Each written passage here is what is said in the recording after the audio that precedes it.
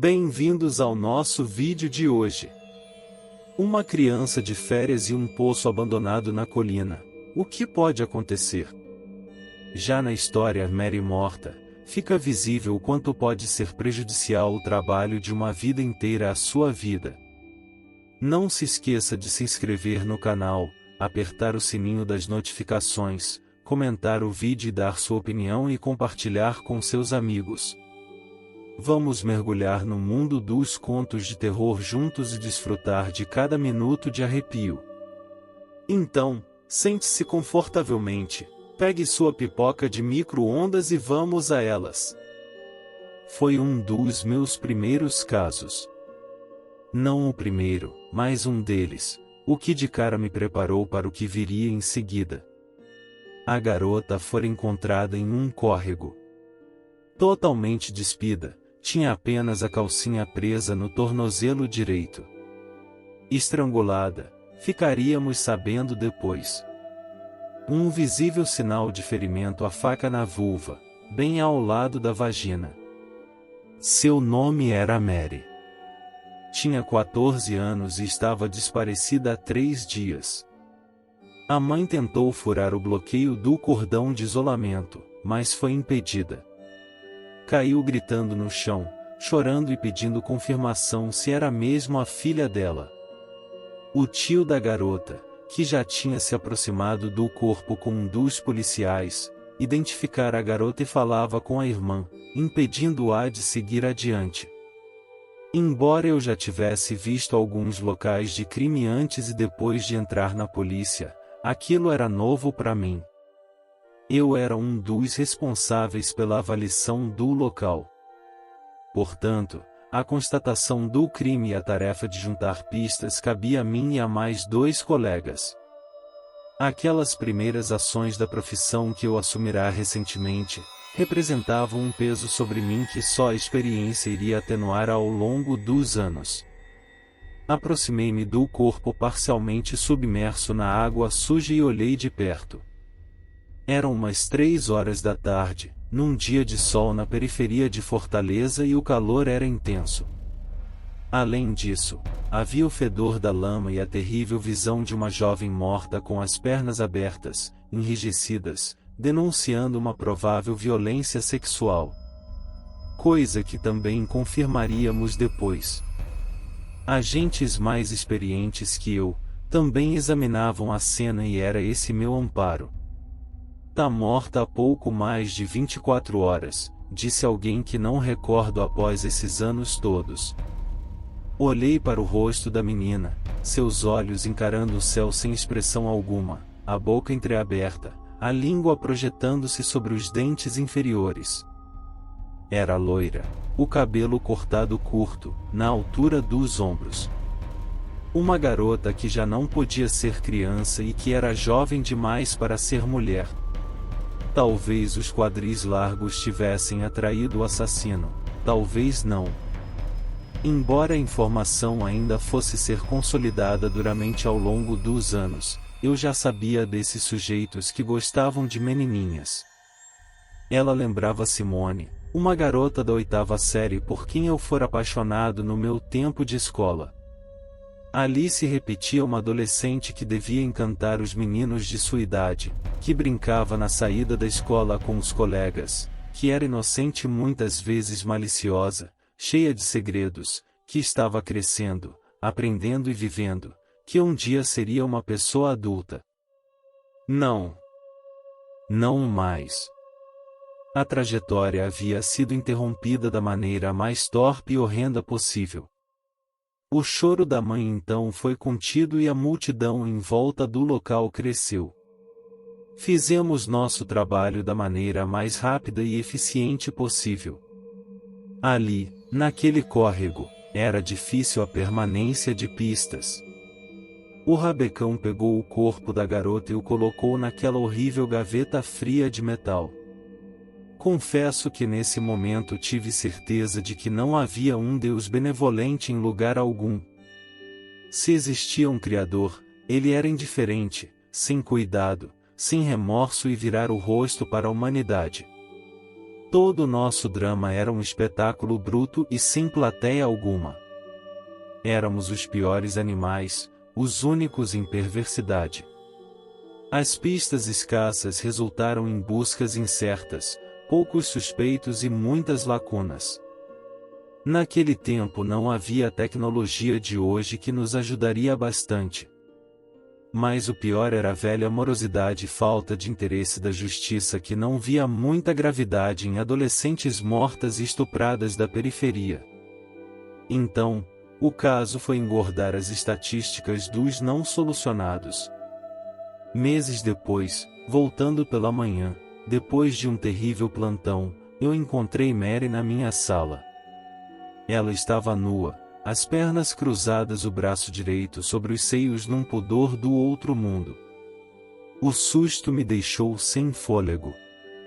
Demorei a conseguir falar, mas foi em vão. Mary só me olhou com tristeza. Dali em diante eu sempre a encontraria nos momentos mais inoportunos. Nunca me disse nada. Seus olhos falavam tudo. Eu sentia a culpa e também silenciava. Atravessei os anos vendo de perto a sordidez humana. Tantas vítimas, tantos crimes insolúveis, sangue derramado e ódio sem explicação. Ao me aposentar, deixei a cidade para não ver mais Mary, ficar longe daquela loucura. Aquela garota está morta há mais de 40 anos e já não a vejo como costumava vê-la, mas não há um só dia em que eu não pense nela. Quando eu tinha 8 anos, meus pais me mandaram ficar com minha avó por algumas semanas. Ela morava em uma pequena cabana nos arredores de uma pequena aldeia. Era uma pequena aldeia chata e não havia outras crianças da minha idade lá. Não havia muito que eu pudesse fazer para me divertir. Certo dia, eu estava vagando pelos campos atrás da cabana da vovó, quando me deparei com um velho poço abandonado. Ele estava em uma colina, todo coberto de cardos e urtigas. Alguém havia colocado tábuas de madeira por cima do poço e elas foram parafusadas nele. Uma das pranchas estava solta, então eu atirei e olhei para baixo na escuridão. Eu me perguntava o quão profundo era, então eu peguei uma pedra e a joguei no poço. Depois de uma longa pausa, ouvi um distante plop. Parecia divertido. Então eu peguei um monte de pedras e comecei a jogá-las na escuridão do poço. Era legal. Uma das vizinhas viu o que eu estava fazendo e saiu correndo de sua casa em minha direção. Ela me agarrou pelo braço e me puxou para longe do poço. Então, ela começou a gritar comigo e me disse para ficar longe daquele poço. Ela não disse o porquê, mas me assustou tanto que eu fugi dali. Naquela noite, contei à minha avó o que havia acontecido. Ela ficou com raiva e me deu um puxão de orelha e me disse para ficar longe do poço, mas também não explicou o porquê. Entretanto, tudo o que ela me disse foi que era bem ruim. Alguns dias depois, comecei a ter sonhos estranhos. Sonhei que estava andando por um campo, mas estava coberto por uma névoa espessa. Eu estava descalça e, quando olhei para o chão, não havia grama, apenas cinzas. Não havia ninguém por perto e eu estava sozinha. Continuei andando e saindo da névoa, então vi o velho poço abandonado emergir do nada. Parei no poço e espiei pela borda. Não consegui ver nada, mas pude ouvir a água borbulhante. De repente, um par de mãos retorcidas apareceu do poço. Eu recuei horrorizada e me virei para fugir, mas as mãos se estenderam do poço e me seguraram. Horrorizada, tentei escapar daquelas mãos que me agarraram com seus dedos longos e horríveis, mas como sempre acontece nos pesadelos, parecia que eu estava correndo no mesmo lugar. As mãos continuaram se alongando mais e mais e eu ainda sentia o toque repugnante daqueles longos dedos me agarrando pelos meus tornozelos. Por conseguinte, acordei suando frio.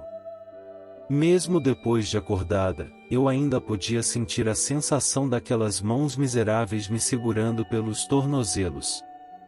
Aterrorizada e sem palavras, fiquei ali sentada por alguns instantes, tentando recuperar o fôlego.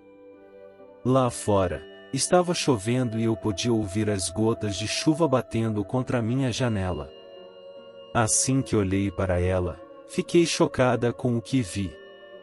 No vidro molhado havia duas estampas longas, como se fossem feitas por uma mão enorme com dedos enormes. Eu estava com medo de sair de casa nos dias que se seguiram, mas depois de uma semana sem mais sonhos ruins, eu finalmente relaxei. Assim, um tempo depois, criei coragem suficiente para voltar ao velho poço abandonado. Eu tirei a madeira e olhei para baixo. Lá embaixo, na escuridão quase completa, eu podia distinguir a água negra no fundo. De repente, eu vi algo se movendo na água escura. Era uma espécie de forma negra. Aterrorizada, eu pulei para trás da borda e corri todo o caminho de volta para a cabana. Quando cheguei lá, contei à minha avó o que tinha visto. Ela entrou em pânico e correu de casa em casa, contando a todos os vizinhos. Ao anoitecer, toda a aldeia estava em pânico. Todos me culpavam por brincar no poço, mas ninguém me disse o porquê. Cada casa tinha um crucifixo pendurado acima da porta da frente. Os vizinhos se fecharam em suas casas.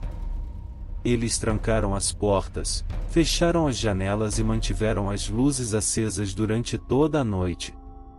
Minha avó também colocou um crucifixo acima de sua porta e passamos a noite dormindo no chão da cozinha, com a porta da frente trancada, as janelas fechadas e todas as luzes acesas. Na manhã seguinte, meus pais chegaram para me buscar.